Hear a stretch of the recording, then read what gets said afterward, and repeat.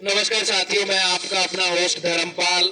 आपको जानकर ये खुशी होगी कि हमने एक नई शुरुआत, एक नई पहल करने की कोशिश की है। गांव से एक शो हमने रखा है जिसका नाम है आपकी राय, और आने वाले टाइम में हम एक चैनल इंट्रोड्यूस करने जा रहे हैं, जिस चैनल के माध्यम से हमारा जो उद्देश्य रहने वाला है कि कोई भी समस्या, समाज की कोई भी समस्या, सड़क से लेकर संसद तक की समस्या, उसके ऊपर जो है हम अलग अलग जो है लोगों की एक पैनल के माध्यम से जो है राय रखेंगे और कोशिश करेंगे कि वो आवाज जो है सरकार तक पहुंचे और कोई ना कोई समाधान उसका निकले। और हमारे चैनल का जो उद्देश्य रहने वाला है, किसी भी तरह का ये उद्देश्य नहीं है कि समाज में उससे कोई अस्थिरता फैले या अराजकता फैले। इस तरह का कोई भी उद्देश्य हमारे इस शो का या इस चैनल का नहीं रहने वाला है। और मैं साथ में ये भी सुनिश्चित कर दूं कि जब भी हमारे पैनल में कोई भी सदस्य जो है पार्टिसिपेट करेगा, तो पैनल का जो सदस्य, उसकी जो भी राय रहेगी वो उसकी निजी राय रहेगी। पैनल उसको इंडोर्स नहीं करेगा या चैनल उसको इंडोर्स नहीं करेगा, चैनल का उसमें कोई समर्थन नहीं रहेगा, पैनल की निजी राय रहेगी। आज का जो मैं मुद्दा अगर आपके साथ शेयर करूं, तो आज का हमारा मुद्दा है स्वर्ण आयोग के ऊपर। जब मेहमानों के साथ मैं आपका तारुफ कराऊं, उनका परिचय कराऊं, उससे पहले मैं आपको बताना चाहूंगा कि स्वर्ण आयोग, जिसकी आवाज 2 से 3 साल पहले हमारे हिमाचल में उठी और आज जो है एक विकराल रूप उसने ले लिया है, और कुछ ही टाइम पहले एक बहुत बड़ा आंदोलन शिमला में चला स्वर्ण आयोग को लेकर के। स्वर्ण आयोग के बारे में मैं बता दूं, सबसे पहला जो राज्य जिसने स्वर्ण आयोग को मान्यता दी थी, स्वर्ण आयोग का गठन किया था 2011 में, वो बिहार राज्य था। लेकिन कुछ टाइम चलने के बाद उन्होंने उस जो है स्वर्ण आयोग को बंद कर दिया था। उसके बाद जो है मध्य प्रदेश दूसरा राज्य है जिसने स्वर्ण आयोग का गठन किया है, और तीसरा राज्य होने वाला है हिमाचल प्रदेश, जो स्वर्ण आयोग का गठन करेगा, और मध्य प्रदेश की तर्ज पे ही उस स्वर्ण आयोग का गठन किया जाएगा। और कुछ टाइम पहले जब इसका एक बहुत बड़ा आंदोलन मंडी कांगड़ा में किया गया था, तो उसमें बहुत बड़ी संख्या में लोगों ने भाग लिया था, जिसमें जयराम ठाकुर जी ने जो एक लोगों को आश्वासन दिया था कि इस आयोग का गठन जरूर किया जाएगा। लेकिन 3 महीने बीतने के बाद भी उस आयोग का अभी तक गठन नहीं किया गया। इसके लिए एक बहुत बड़ा संघर्ष चल रहा है। तो मैं आगे की अपनी बात जो है अपने पैनलिस्ट से कहना चाहूंगा कि वो क्या राय रखते हैं, वो क्या कहना चाहेंगे कि इस आयोग का गठन कितना जरूरी है और कितना जरूरी नहीं है। मैं आपका परिचय अपने पैनलिस्ट से करवा दूं, और मैं आज के जो मेहमान हमारे पैनल में है इस प्रोग्राम की आपकी राय के, मैं आपका परिचय उनसे करवा दूं। पहले जो मेहमान हमारे साथ है श्री कांसी राम जी है, जो रिटायर्ड है आर्मी से सोल्जर, और साथ में सोशल वर्कर भी है, और साथ में एक इन्होंने जो है लघु किसान मोर्चा करके एक संस्था चला रखी है जिसके ये प्रधान है।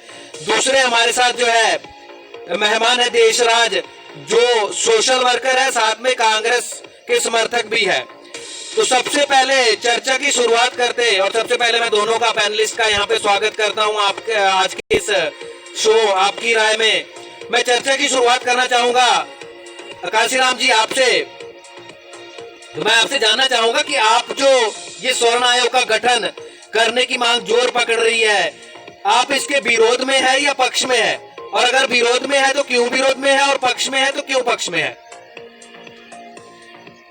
मैं तो इसके बिल्कुल विरोध में हूँ, क्योंकि ये जो है हमारे हिंदुस्तान में जब से ये जातियां बनी हैं, तब से हमारे बीच में एक भाईचारे का वो बना हुआ है, और इससे क्या होगा, एक करप्शन हो जाएगा जैसे कि पहले था। और इसके साथ साथ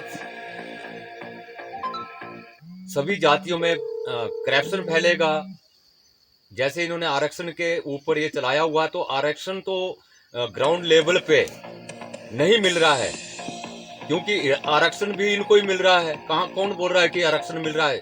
इसकी बिल्कुल धरातल तौर पर इसकी छानबीन होनी चाहिए कि अगर एक घर से 4 नौकर है, तो उनका अगर एक बेटा किसी का लड़का मास्टर है, तो उसके आगे आगे तक पूरे मास्टर ही बनते जा रहे हैं। कहाँ पर मिल रहा है, किसको मिल रहा है आरक्षण? मुझे नहीं लग रहा है कि मिल रहा है।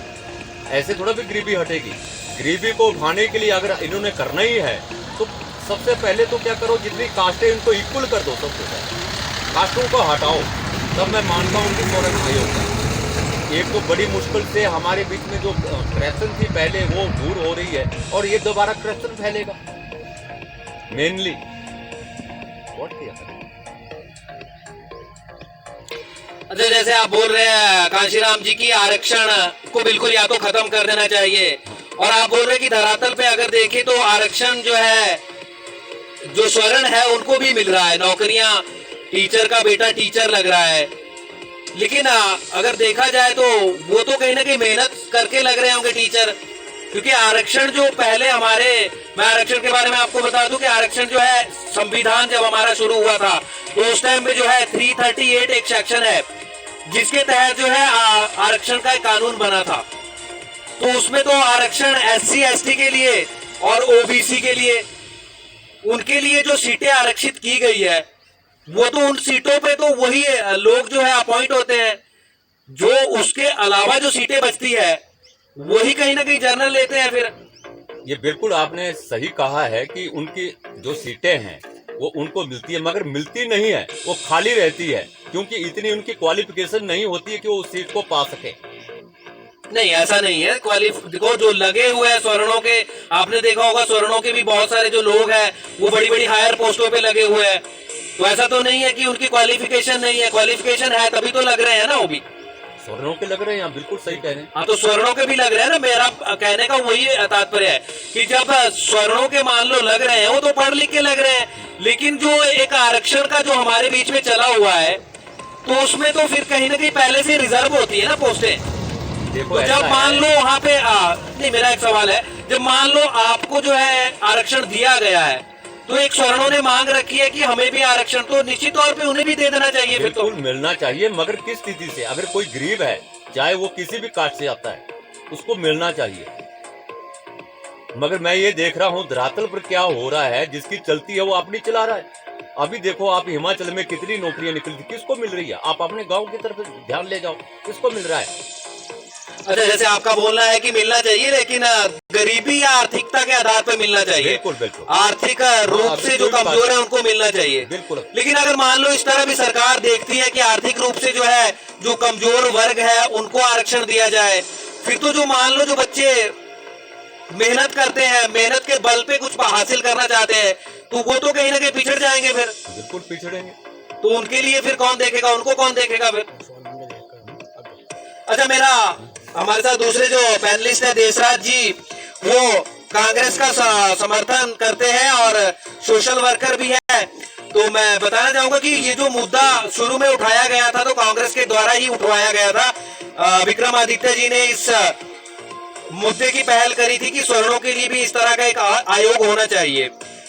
मेरा देशराज जी आपसे प्रश्न जो रहेगा, आपसे मेरा प्रश्न है कि संविधान के द्वारा पहले से ही जो है SC ST OBC एक्ट के तहत जो है इनको आरक्षण पहले से मिला हुआ है। अब जो स्वर्ण है वो आरक्षण की मांग कर रहे हैं, लेकिन हमारा संविधान कहता है या कुछ हमारे बीच के लोग भी कि सब कुछ इक्वल हो जाना चाहिए, सबको बराबर का दर्जा मिलना चाहिए। तो कहीं ना कहीं हमें ये लगता है कि अगर हम स्वर्णों का ये आयोग का गठन करते हैं तो कहीं ये जो खाई है वर्गों के बीच में, क्योंकि जो दूसरे वर्ग के लोग हैं वो तो इसका विरोध कर रहे हैं और हम चाहते हैं कि इसका गठन हो, तो कहीं ना कहीं ये प्रदर्शित होता है कि दोनों वर्गों के बीच में जो खाई हम भरने की कोशिश कर रहे हैं वो तो कहीं और बढ़ती हुई चली जाएगी। बिल्कुल धनबाद जी, जो आप बोल रहे हैं, जो स्वर्ण योग है ये बराबर होना चाहिए और बढ़ना चाहिए, क्योंकि जैसे कि हमारे पढ़े लिखे एजुकेशन लड़के हैं, नौकरी के लिए अच्छे एजुकेशन करके जाते हैं और अच्छे नंबर होते हैं और वो पीछे रह जाते हैं और उनका नंबर पहले आ जाता है। जो हमारे पढ़े लिखे हैं वो पीछे होते हैं, क्योंकि उनके 3-4% नंबर आगे लग जाते हैं और हमारे बच्चे जो पढ़े लिखे वो पीछे होते हैं। ये एक समान होना चाहिए। नहीं, आप एक समान, हर एक चीज एक समान होनी चाहिए, क्योंकि जब बोलते हैं कोई भी प्रोग्राम हो तो एक बराबर होना चाहिए, तो ये चीज क्यों नहीं होनी चाहिए एक बराबर? नहीं, आप एक बराबर की बात कर रहे हैं कि एक समान सब कुछ हो जाना चाहिए। तो जो आरक्षण की जो रूपरेखा है उसमें 15% का आरक्षण SC के लिए दिया गया है, 7.5% का ST के लिए है, और 27% ओबीसी है और 10% जो है ईडब्ल्यूएस के लिए रखा गया है। तो आरक्षण को अगर कैलकुलेट करें 60% का आरक्षण बनता है, तो 40% तो ऑलरेडी अनरिजर्व्ड है, वो तो स्वर्णों के लिए रखी गई है फिर पोस्टें, उसमें से तो स्वर्ण लग सकते हैं ना फिर। वही तो मैं बोल रहा हूँ ना, उसमें तो लगेगा। वही मैं बोल रहा हूँ कि एक बराबर होगा तो हमारे लड़के जितने एजुकेशन वाले लड़के हैं वो भी इसमें अधिकार ले तो सकते हैं। आप तो बोल रहे हैं ना कि उनके बच्चे अलग से लग जाते हैं जाकर के, वो पहले लग जाते हैं या उनके मार्क्स कम होते हैं तो वो लग जाते हैं। तो आरक्षण तो फिर 40% का अनरिजर्व कोटा, तो वो तो अनरिजर्व है, उसमें तो कोई भी फाइट कर सकता है। अगर मान लो आपके जो बच्चे हैं या किसी भी और संस्था में भी अगर आपने ज्वाइन करना है तो 40% का अनरिजर्व है, 60% का जो कोटा है वो निर्धारित है, लेकिन अनरिजर्व है। आप प्रैक्टिस करिए, कोशिश करिए, आप वहां पे अपॉइंट हो जाएंगे। बिल्कुल बिल्कुल, ये तो बात सही है आपकी। लेकिन तो आप क्यों मांग कर रहे हैं फिर ये स्वर्ण आयोग का गठन किया जाना चाहिए? ये होना चाहिए ना, क्यों नहीं होना चाहिए? वजह बताओ मेरे को, क्यों नहीं होना चाहिए? नहीं, वो तो मैं आपसे पूछ रहा हूँ ना। होना चाहिए, मैं तो बोल रहा हूँ स्वर्ण का होना चाहिए ना, ये तो बराबर होना चाहिए, हर एक चीज बराबर होनी चाहिए इसकी। ये हमारे जो पढ़े लिखे लड़के पीछे क्या हो जाए, हर एक चीज में वो क्या हो जाए, और ये चीजें बराबर होगी तभी तो आगे बच्चे का क्या होगा। नहीं तो बच्चे जो पढ़े लिखे उनका भविष्य खराब हो गया। अच्छा, जैसे आकाशी राम जी, मेरा प्रश्न अगला आपसे है। जैसे कि देशराज जी ने बोला कि जो हमारे जो लड़के होते हैं, अच्छी एजुकेशन ली होती है, मार्क्स भी अच्छे होते हैं, लेकिन कहीं ना कहीं जब रिजर्वेशन की बात आती है तो हमारे जो बच्चे हैं वो क्वालिफाइड होने के बाद भी, अच्छे नंबर होने के बाद भी वो नहीं लग पाते, दूसरे वर्ग के बच्चे लग जाते हैं। ऐसा है धर्मपाल जी, जो आप बोल रहे हैं, एक तो पहले आपने विवेक किया, बताया कि ये जो है हमारा 60% रिजर्वेशन में आ जाता है, 40% उनका है। तो कितनी कास्टें हैं हिंदुस्तान के बीच में जिनको ये बांटा गया है 60%, और एक कास्ट के लिए इन्होंने जो है वो रखा हुआ है 40%। नहीं, उसमें ऐसा है, देखिए मैं आपको उसका भी क्लियर करवा दूं। एक्चुअली उसमें ऐसा किया गया है, जो अनरिजर्व जो रखा गया है, अनरिजर्व जो कोटा है उसको कोटा नहीं बोलेंगे, वो अनरिजर्व है, उसमें कोई भी फाइट कर सकता है। उसमें मान लो जो आप दूसरे वर्ग के जो बच्चे हैं वो भी फाइट कर सकते हैं। अगर मान लो मेरिट में आपका कोई बच्चा आता है तो वो पोस्ट लेगा ही लेगा, लेकिन अगर बच्चा आपका मेरिट में नहीं है तो ऑलरेडी आपको 60% में रखा हुआ है, लेकिन जो अनरिजर्व्ड है 40% है, उसमें जो रिजर्व्ड है वो भी फाइट करते हैं। देखो ऐसा है, आप समान की बात कर रहे हैं, जितना भी वो है मैं मानता हूँ कि समान होना चाहिए, मान रहा हूँ उस चीज को, और आर्थिक आधार पर जो आरक्षण मतलब उसको नौकरी मिलनी चाहिए, और जितना भी ये है ये सब हटाना चाहिए। आर्थिक आधार तो नहीं हो सकता ना, अगर मान लो प्रधान जी आर्थिक आधार करते हैं तो तब तो जो हमारे संस्थान है, शिक्षण संस्थान है, जो बच्चे बहुत ज्यादा मेहनत करके कुछ करना चाहते हैं, लगना चाहते हैं, वो तो लग ही नहीं पाएंगे। फिर तो आर्थिक आधार देखेगी सरकार, उसके आधार पे गरीबों के बच्चों को लगा देगी।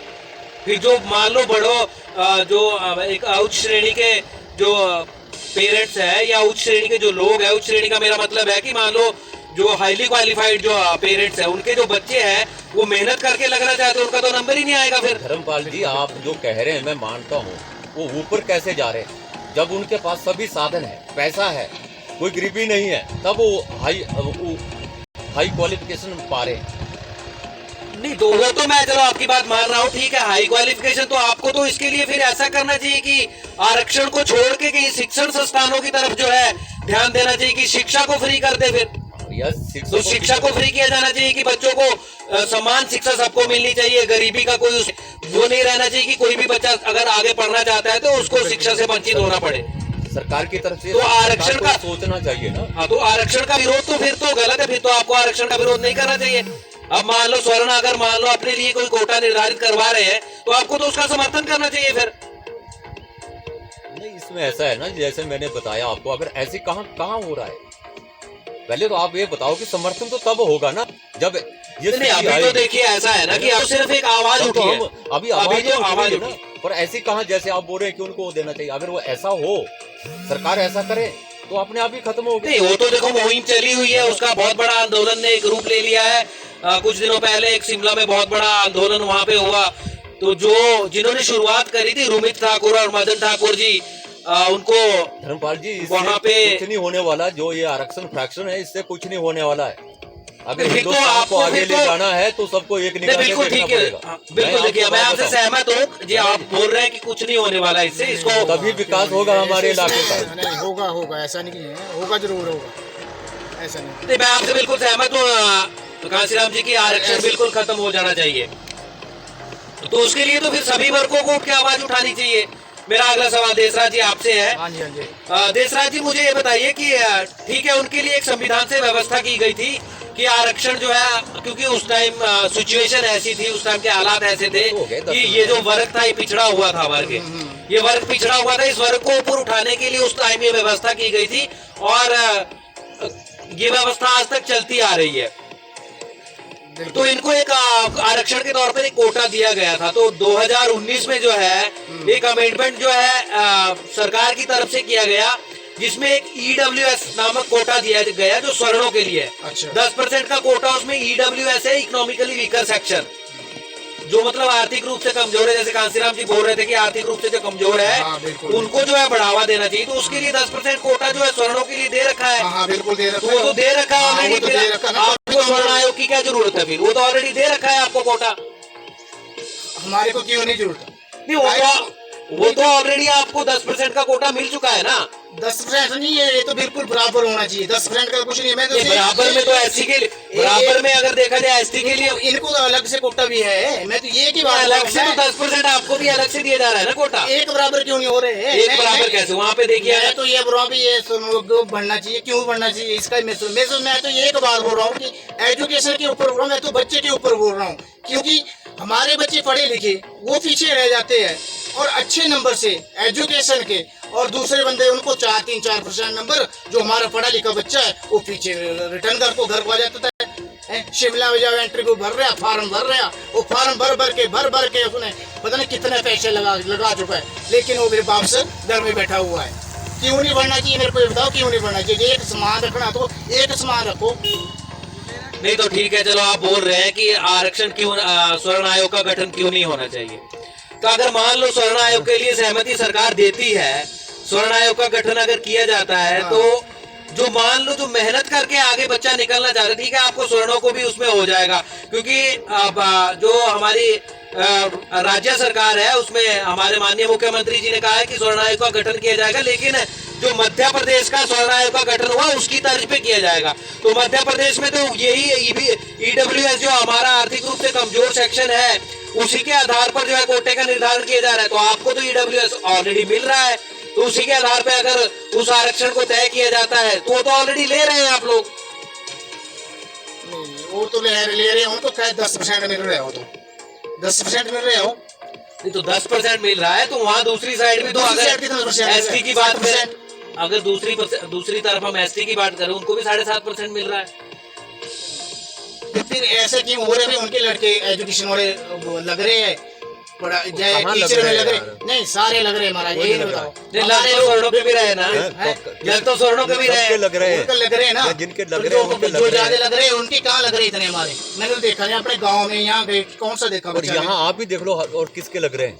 नहीं, जब आपकी बारी कांसीराम जी, जब मैं आपके पास आऊंगा तब आप लो बात करो।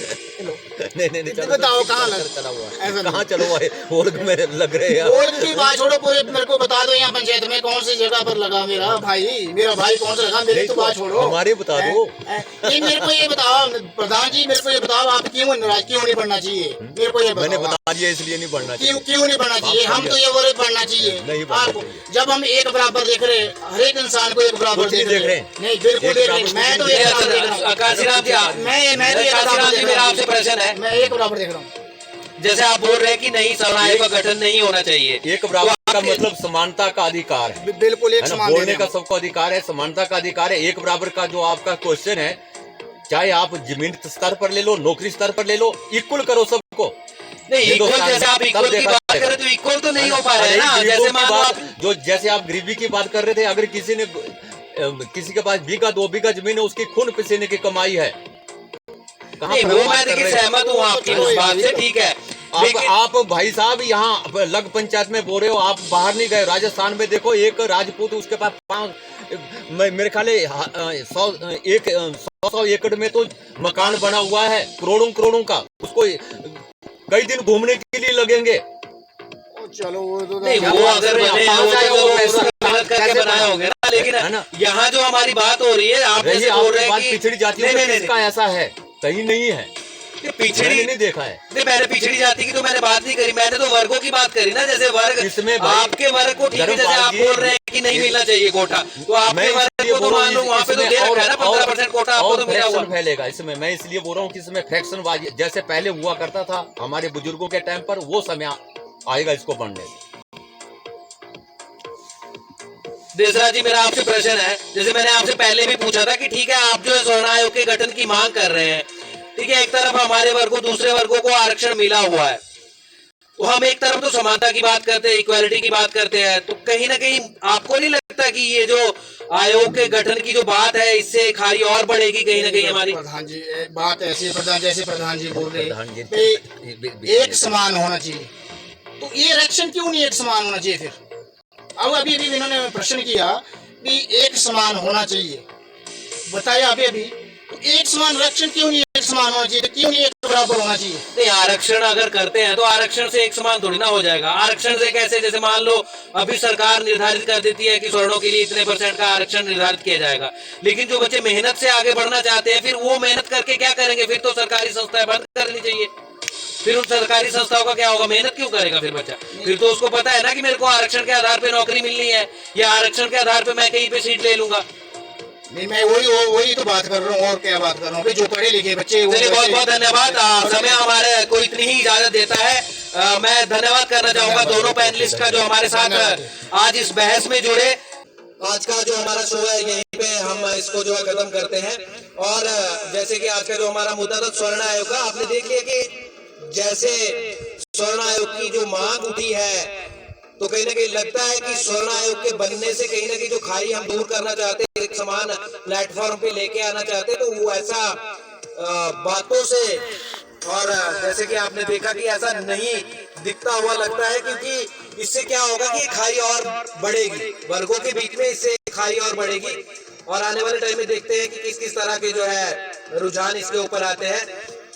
और दर्शकों के लिए मैं कह दूं कि एक नई पहल है, मैं उम्मीद करूंगा कि आपको ये अच्छी लगेगी, और पूर्ण सहयोग और प्यार आप लोग हमें जो है इस पहल के लिए देंगे। अब आने वाले टाइम में हम जो है क्षेत्रीय जितने भी मुद्दे रहने वाले हैं, सड़क से लेकर संसद तक, उन सब पर जो है अपने अलग अलग पैनलिस्ट, अलग अलग विशेषज्ञों के साथ चर्चा करने की कोशिश करेंगे, और उम्मीद करेंगे कि किसी भी प्रकार की सहायता किसी भी सोसाइटी या वर्ग की हो। और हमारा जो उद्देश्य रहने वाला है, इसमें ऐसा कोई उद्देश्य नहीं है कि इससे समाज में किसी तरह की अराजकता फैले या अव्यवस्था फैले। अगला जो प्रोग्राम है वो अगले 1-2 दिन में जो है दोबारा आपके सामने मुद्दे को लेकर के हम जो है सामने आएंगे। तब तक के लिए नमस्कार।